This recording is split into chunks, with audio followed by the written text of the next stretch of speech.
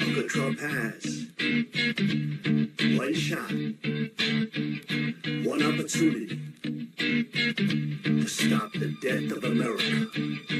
One moment with the freedom of vengeance. But what do you with, y'all? Vivek's palms are sweaty, his next big job.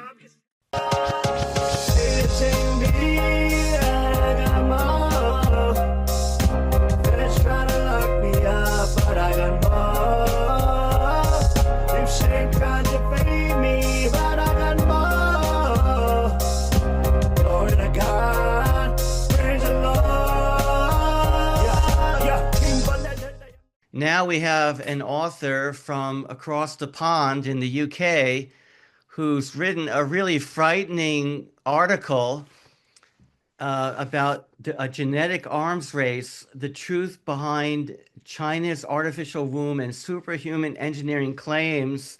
And this is pretty, and let me just mention that our guest, Mary Coe, who lives in the UK, she grew up in France and in England. You served in the military in the UK. You and your husband have been missionaries, Ken, and you have been missionaries in America and Europe. And you've worked in producing movies and documentaries. And you've written articles about child trafficking by government and NK Ultra and all kinds of some pretty scary topics. But thank you for coming on the Magic Kingdom Report. Oh, it's an honor. Thank you very much. Yeah, so when you sent me this article, I think this a month or two ago, I was pretty shocked. And let me just show everyone the article so they can see this. Yeah, so here's about this is in Medium. Genetic arms race, the truth behind China's artificial womb and superhuman engineering claims. So, Marie, I would like to ask you, are we in a genetic arms race with communist China? Yes, we are. And China is advancing very rapidly in terms of genetic engineering, biotechnology, weapons development using biotechnology. I would say yes. I mean, many countries around the world are now focusing on developing this artificial womb technology, which is very real. And definitely you have China taking the, considerable steps towards developing that. And as you can see, they've already developed some kind of AI kind of controlled artificial womb where they kind of grow fetuses from basically from animals right now. They haven't yet moved onto human embryos, but this is what they're doing. And it's also what the West is doing, but not using technology like that yet.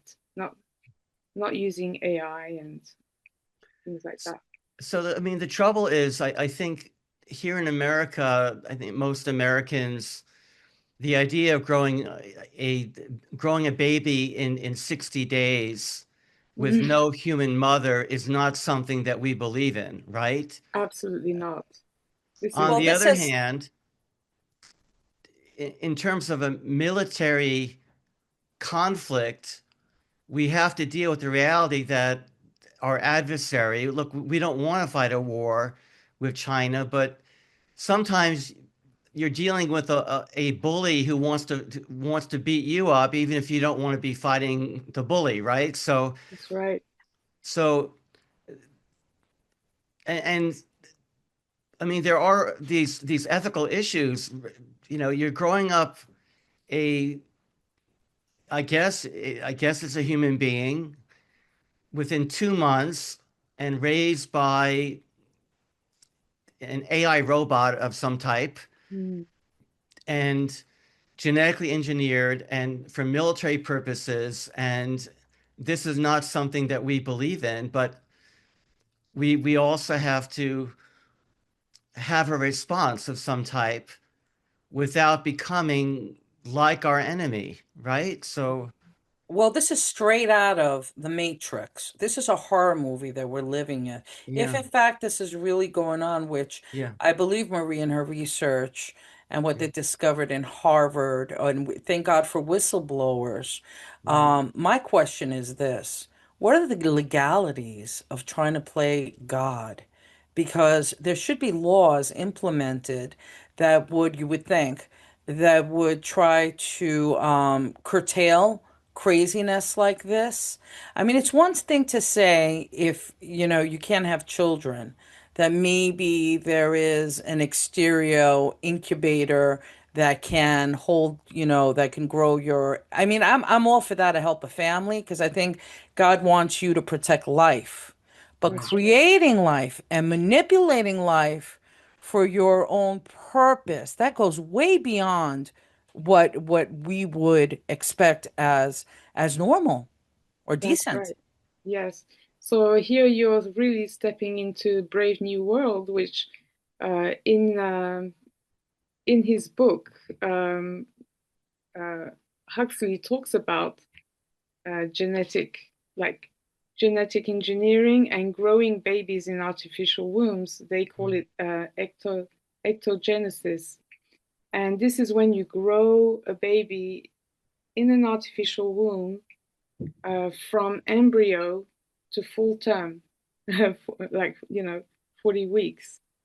And so when you look at the history and all these writings mm, from the past, from past authors, you can see that there's some sort of playbook that they're following. I mean, we know that Julius Huxley, he was a eugenicist, he was also into genetics, and he's the one who coined the word transhumanism. mm, So here we are looking at yeah, like you said, science fiction, and we've seen stories like this of external wombs in science fiction movies. Like you see that everywhere, like in the mm, in the movie Mother, which you mm, can see on Netflix, really portrays that, as well as, like you said, the Matrix.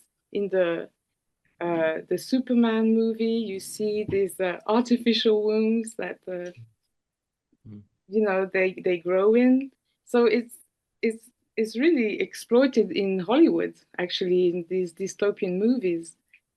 And so when you look at these past authors, you can really see that there's some sort of playbook that they're following, because this whole history of artificial wombs is actually very old. It comes from ancient times, and it's kind of like continuously being followed until today. Like you've got, like I can talk about, like in the writings of Mahabharata, there's a story of a prince. She's a queen called Gandhari, and she gives birth to a lump of flesh, and her sage divides this into 100 pieces, and they grow into princes in jars.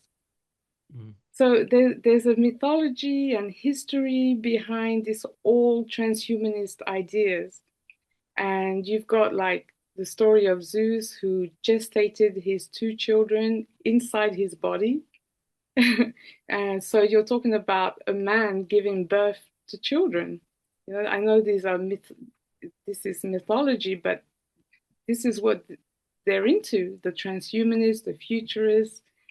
And then you back in the 1900s, you have once we have the development of incubators for premature babies, and this became kind of like the stepping stool to develop um, artificial wombs that, like they see it in the medical field, they see it more like an enhanced neonatal care system.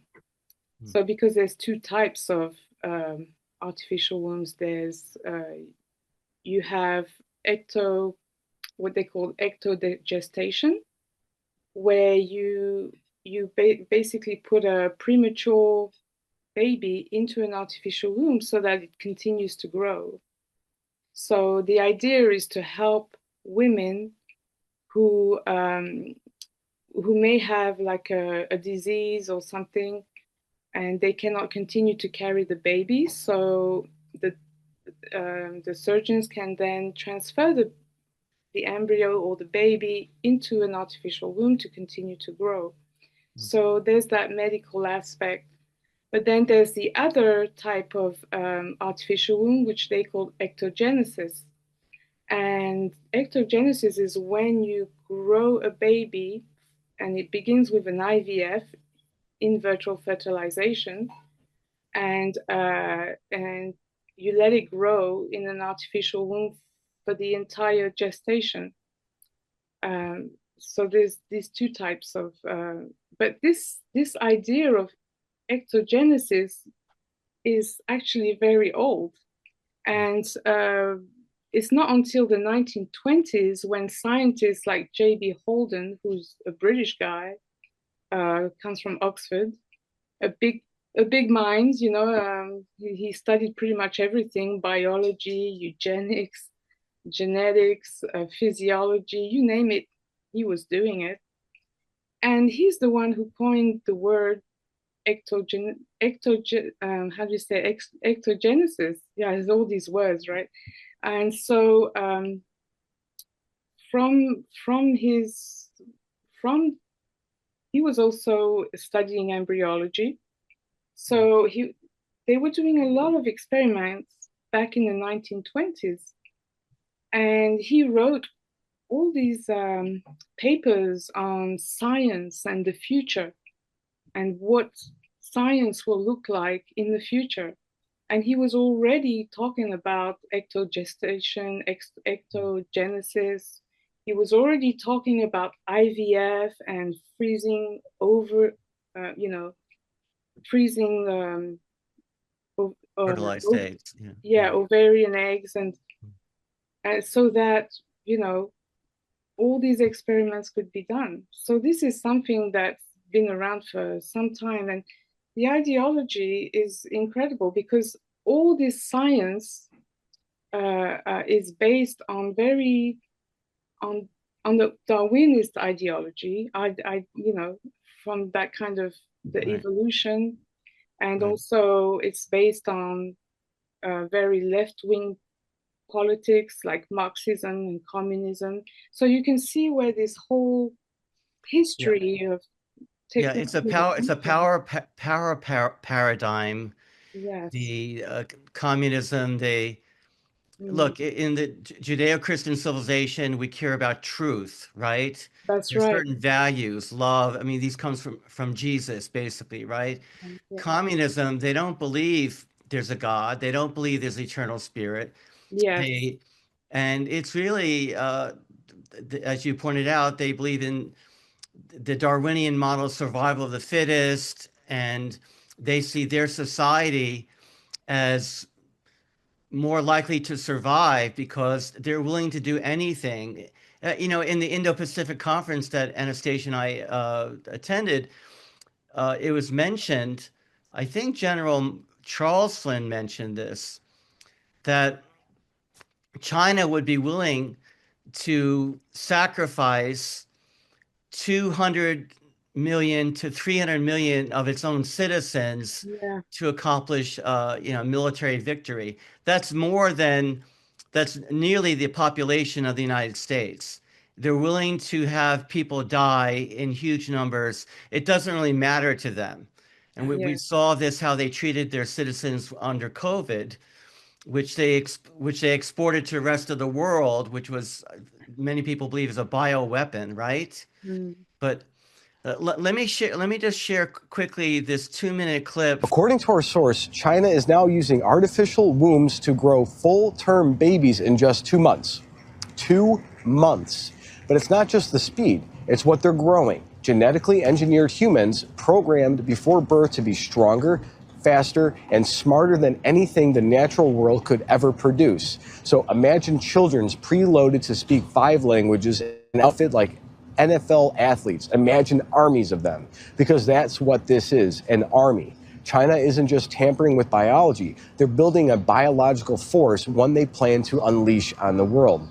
Our sources told us that these programs are backed by China's military and biotech sectors and supported by artificial intelligence systems so advanced, even the CIA officials at Harvard program called them a moral nightmare. One top-level intel officer reportedly said this, and I quote, "I don't believe in God, but what I saw in that room was playing God. And if we don't do it, China will win. But if we do it, we might destroy ourselves." So that's the choice we're being forced to make: moral suicide or national suicide. And let that sink in. Now, here's where it gets even more dangerous. China is reportedly using artificial wombs monitored by AI systems, what they call nanny programs, to grow embryos without any human involvement. No mother, no father, just tubes and control panels. Our insiders said they've already been experimenting on animals, even primates, and that human trials, they may already be underway. And while the rest of the world, America included, is still fighting over pronouns and electric cars, China is quietly engineering a generation of superhumans. They're editing DNA to increase intelligence, to boost strength, to eliminate emotion, and they're doing it faster than any regulatory body can do. So I don't say this lightly, but this is a national security threat of the highest order. Let me say that again. China's artificial womb and genetic modification program is a clear and present danger to the future of civilization. Say, Richard, I'm glad you showed that video, because as I'm listening to Marie and as we're discussing this, you connect the dots with a lot of facts. This morning I was reading on, we're here located in Pennsylvania, in case the folks didn't know, but there's some laws that there's some bills they're trying to pass into law, which happens to be abortion till birth, so which is disgusting. And you would say to yourself, well, why are we minimalizing life so much? Why would we want to do it? We're going to fight it. We're going to beat that bill. But there seems to be a plan when you look at the entire picture, Richard and Marie, which is demoralize real life and what that means, the beauty of Right. what God created. And then you have this COVID vaccine, which now we see years later has caused sterilization in healthy young people. That's true. Right. And There- all of a sudden we have this new, ectogenesis that may say be our savior. Wow, what a coincidence. No, it's good. But actually, there's a study in Ontario. It showed that pregnant women who took the COVID vaccine had a 17% higher rate of miscarriages. And Yes. then there was a Dutch study which showed that it was high. It was a 21% increase of young men with poor sperm count, with sperm that were not mobile enough to fertilize an egg. So it does seem that there's this anti-natalist agenda. They're even calling women persons with ovaries. I Yeah. mean, the language itself is very strange. And I think you're right. I think that there's an agenda to look, it's not going to affect us in this call right now, but for children raised with this very strange way of thinking, it can really change their understanding of reality. Yes, exactly. And there's a book out called, well, it's been out for a while. It's called Countdown. It's by an epidemiologist called Shauna Swan, which worth reading. And she predicts by the year 2045, the sperm count in males will drop to almost zero. Oh my gosh. Yes, and so she in her research she shows that 50% of the sperm count in males has declined in the West since 1973. 50%, Mm, right? And so here in the US, 1 in 8 couples is affected by infertility. 1 in 8 couples. mm, That's enormous. right. And so we were talking about China right now and, willing to kill their own citizens in order to achieve their goals. Well, their fertility rate has gone down uh, uh, from 2.1 to 1.0 almost. Mm, Yeah, and in the US, the birth, which is in the US, it's 1.6, and in Europe it's lower than that. So what we're seeing is absolutely true. The fertility rate is really going down. So you've got that going on, and like you said, Anastasia, the timing of these artificial wombs is not no coincidence. Well, here's the other thing. They're finding studies now all around the world where you have folks who didn't take the COVID vaccine and they're going in for heart conditions, possibly, and they're finding spike proteins in their bodies. Yes. You're also finding children who were born during that time where their parent, well, luckily they survived, um, but that they shared the placenta. They were fed by the parent who took, where science told them at that time the child would not be effective, and they're finding spike proteins in these children. So there is a strong case of shedding that you could try to do everything right. You could eat organic. You could try to Mm, stay away from radiation. You could yeah. try to all the pollutions in the world. But the reality is that you can't stay away from your family or from people, Yeah. right? mm. So there are things that we're being affected about that we can't control because of the environment that has this toxic environment that's been created. So you do have people like Robert F. Kennedy Jr. who's fighting here, Right. but what can we do to try to have our governments, possibly this administration here in the United States right now, to try to deal with this, especially on a global level.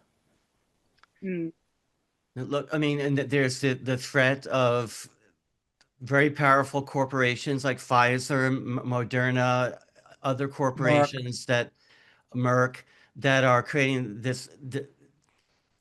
substances based on mRNA technology that have not been evaluated for safety. They shoved it down our throat during COVID, and I think that's a train that we have to stop one way or another. I think there's a lot of a battle going on within the Food and Drug Administration, uh, Department of Health and Human Services, and we don't see, it's behind the scenes. But like you said, I think RFK Jr. is trying to slow this down. I mean, for instance, I believe they are trying to change the child vaccination recommended schedule, right? absolutely. Yes. That's exactly what they're pushing right now. We have Florida, which is the first state to remove the mandatory recommendation for childhood vaccination. It's a first step.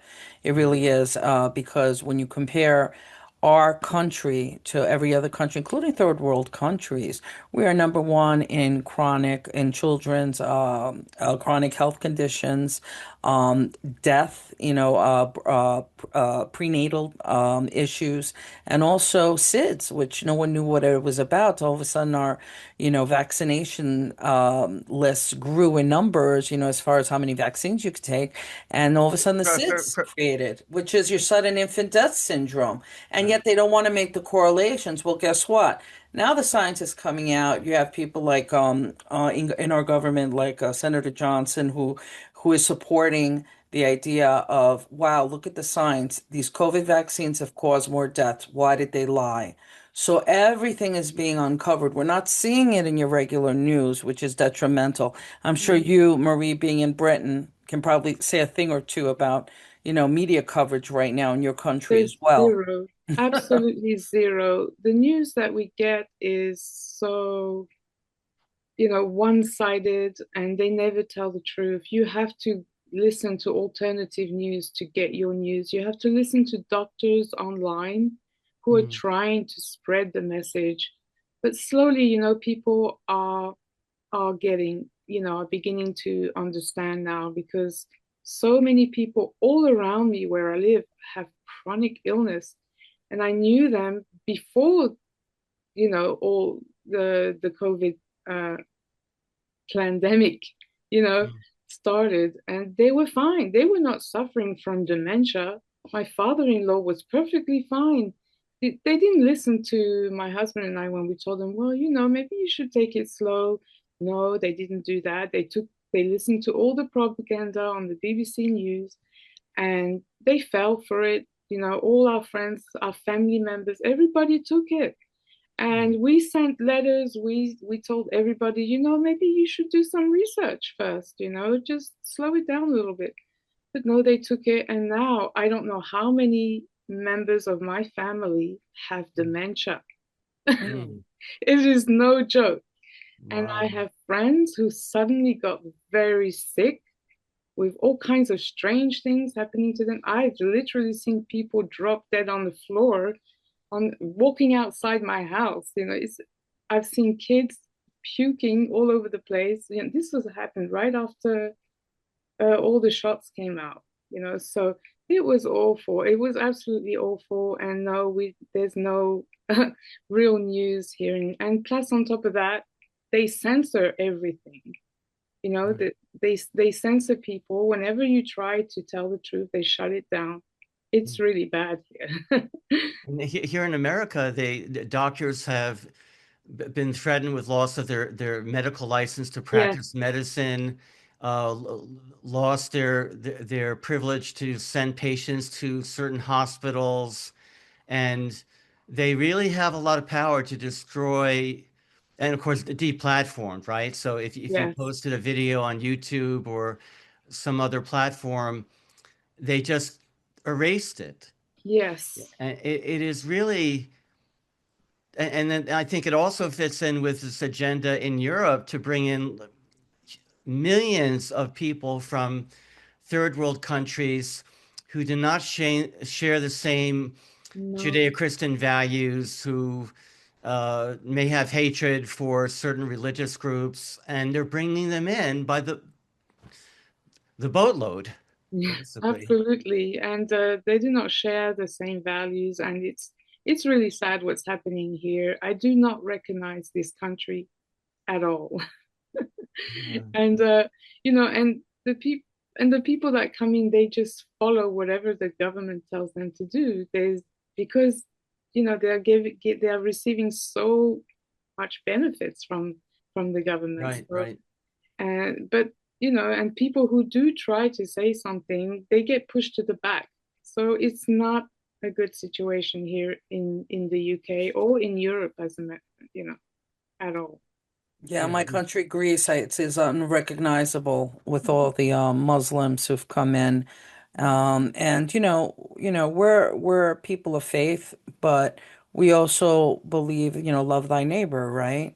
Yes, So the problem is if your neighbor is not doesn't feel the same way. It's a totally different culture. I remember and I was thinking about this the other, I was 8 years old when I would walk with my friend to school. The school was 4 blocks down in New York City where we used to live. And I was thinking about this because my mother would walk us. And there was one day my mother couldn't. I said, don't worry, I'm big enough. I could walk. And I did. And her father, who was a Muslim, made advances to me, and I was Mm, 8 years old. wow. okay. And of course, I just thought he was crazy. And I told my mother, and she's like, "You're not allowed to go by there anymore," and that type of thing.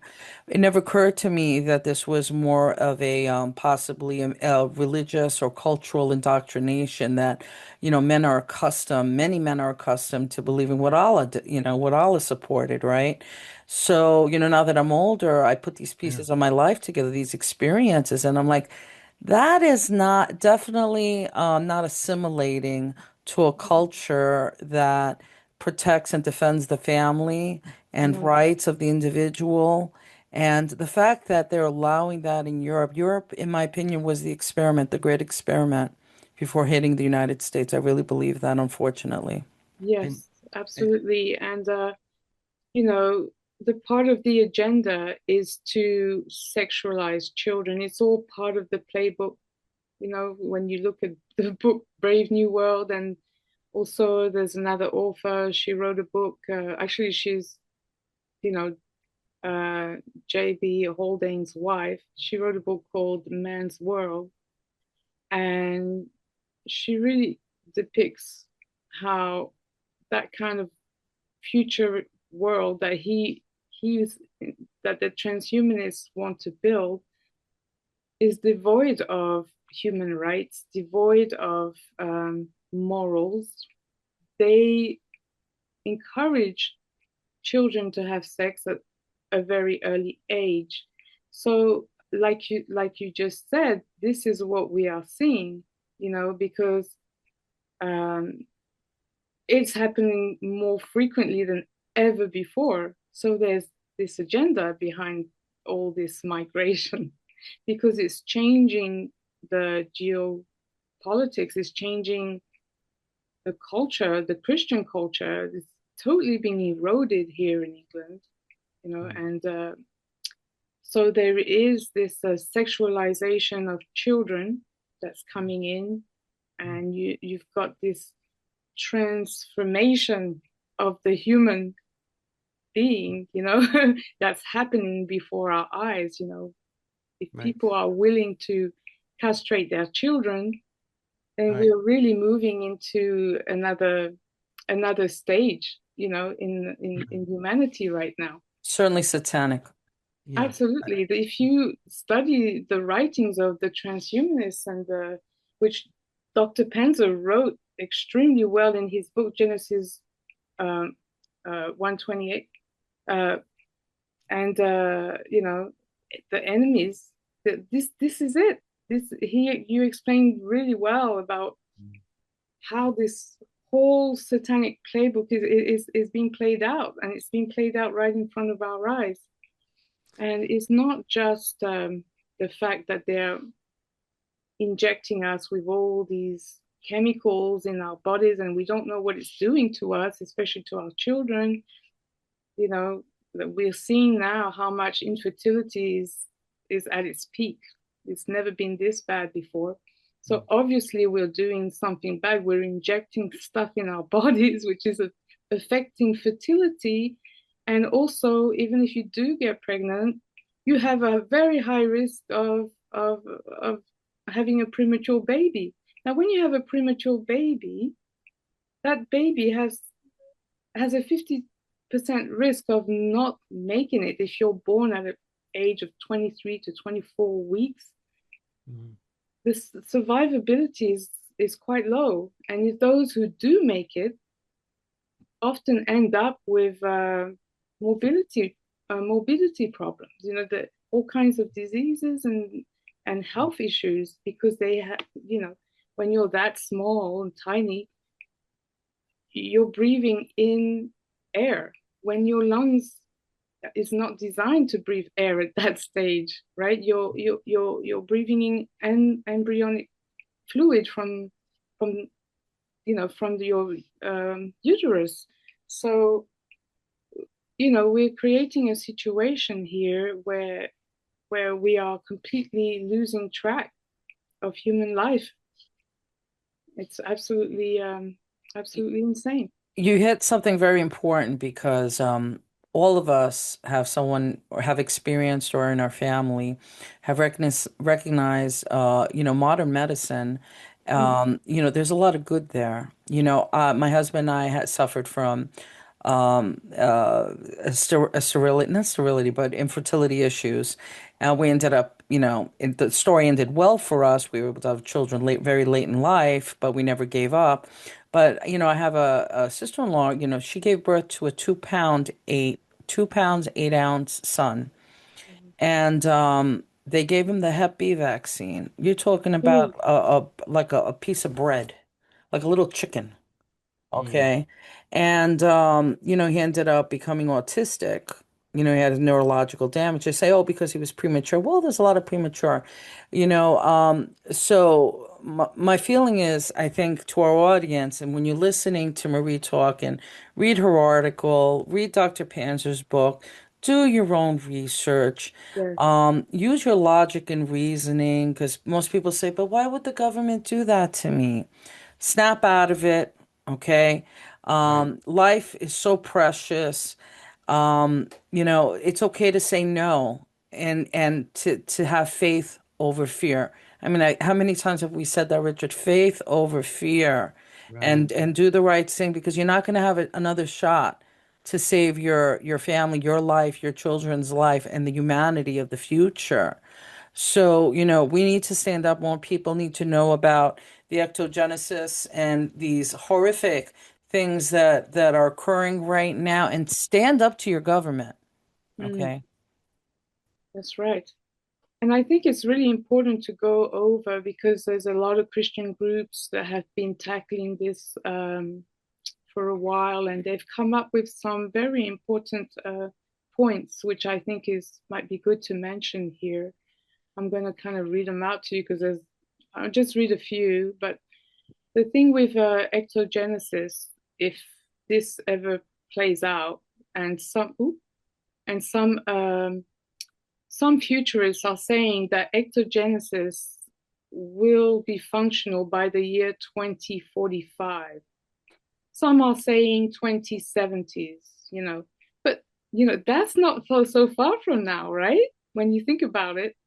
So Right. it's pretty scary. So these are some of the concerns that Christians are talking about right now. So they're saying that if you use ectogenesis, first of all, you need IVF. Now, the problem with IVF is that uh, there are many spare embryos. And what many times happens with these embryos, they either get destroyed. And we as Christians, if we believe like life begins at conception, then that embryo is alive, right? This is a person in there.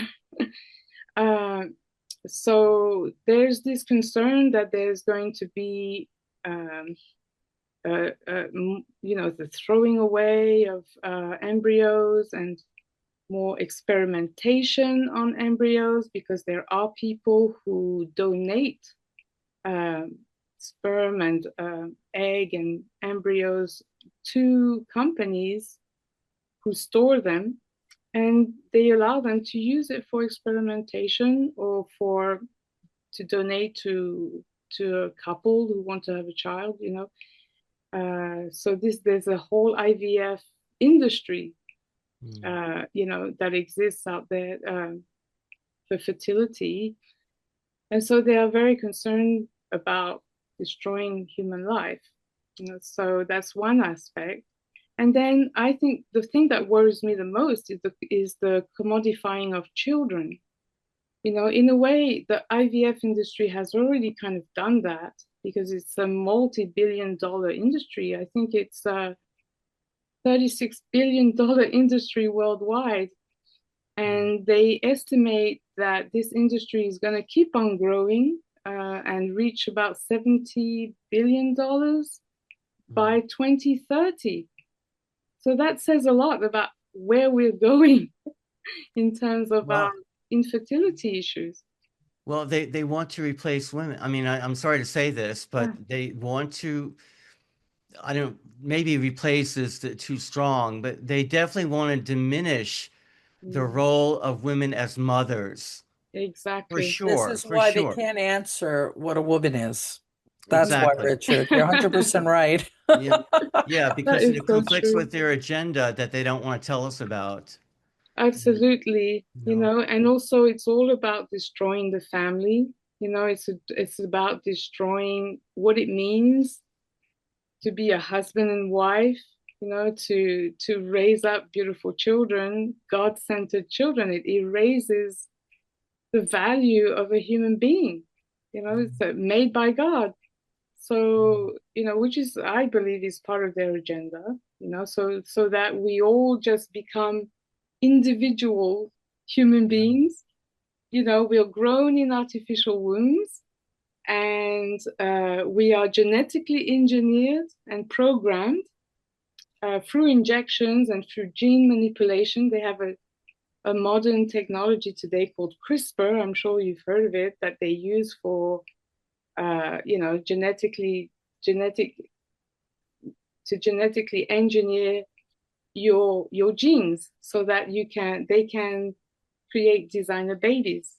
So can you imagine such a world where you can literally add or take away genes in order to manipulate the traits of your child?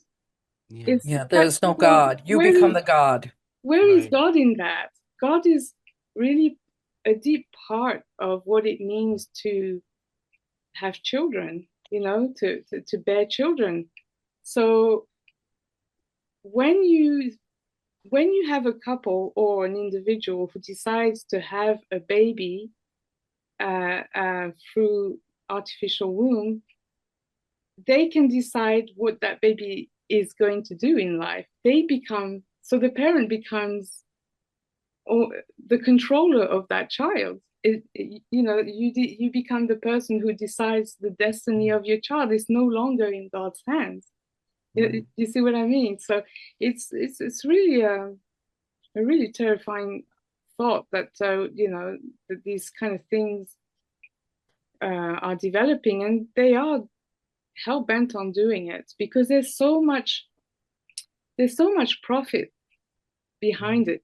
Once this thing gets going, it's going to be just like the IVF industry, because Right. when the IVF started, um, at the beginning there was a lot of angst about it. There was a lot of debate about this, and people were complaining. But now, Christians were not happy about it because they were concerned about the damage of embryos. But now, it's absolutely normal, right? So Well, here's the thing. They take human pain and suffering. When a yes, couple gets married, it's manipulation. When a couple gets married, why do they get married? Because they love each other? Well, because they want to have a family, right? This yes, is typically exactly. very normal. And I'll take the perfect example, my husband and myself. We got married, we were right after college, and we couldn't have kids for 15 years. Hmm. So if you would ask me when I was 20 what I thought of in vitro, I would tell you it doesn't sound something that we should support as Christians, you know. But once you're in that boat and you're 40 and you're not having children yet, and your clock is completely ticked out. So we did in vitro several times. I would have kept I had all the eggs put in. I would have been happy to have triplets. Trust me, we would have embraced, we were so desperate. And Yes, this is how people feel, when they yes. want so desperate to have a child, that God brought this science to help me. Well, it ended up not working out. We ended up natural. But my whole point was, how can I now say, in going through that in vitro wasn't bad, but they take something good and they manipulate it and make it the norm. Exactly, exactly. And they do that with everything. That's absolutely true. So they manipulate your feelings in order to get what they want. So this is a big problem, a big issue for Christians to think about. And I think that when these technologies come about, for us, for our community, we have to really pay attention to what they're using, and how they're doing these experiments or technologies. So we have to really do our research before making a decision. I think that's really important, because I think this kind of technology is so wow. It's going to affect everyone, Yeah. absolutely everyone in the whole world. And when it comes out, yeah, like you said, who's not going to want to say no to that? Mm. You know, if you can't have children and you're desperate to have a child, you're going to do whatever it takes. And Right. so, but my thought on this is that if you find a solution that works for you, that is morally fine for you, then you can go ahead and do that. But I think we really have to research deeply when it comes to artificial wombs, because we Yes. don't know what they're doing. Because when you study about genetic engineering and the manipulation of genes, I mean, there's a very fine line here. What if they add a gene from a different genome that is not human, to to Right. to create a certain trait or to achieve a certain goal in an embryo? I mean, is that moral to do that? Is Is that it? human? Is that, look, Are you still human at this point? I don't know. It's yeah, very confusing to me. That's why I think it's important to have these discussions. right. Okay, Mm. you've succeeded in scaring all of us So sorry. completely. I have to say, but I do want to encourage everyone to read Marie Ko's article on Medium. Uh, yeah, just look, I guess just search for your Marie Ko, Koh, on medium.com, and you can read the article. And I believe, Anastasia, you have a scripture of the week to Yes, share. yes. Let me, This is, I think, very apropos, a little bit depressing, but you know what? We really have to hit this one home. So this is from Revelation 13, 14, 15. And by the signs that it is allowed to work in the presence of the beast, it deceives those who dwell on earth, telling them to make an image for the beast that was wounded by the sword and yet lived. And it was allowed to give breath to the image of the beast, Oh, so that the image of the beast might even speak and might cause those who would not worship the image of the beast to be slain. And of wow. course, this is from Revelations, the end of times, and something to really think about because we know how old the Bible is. And it seems to be all becoming true, unfortunately. Yes.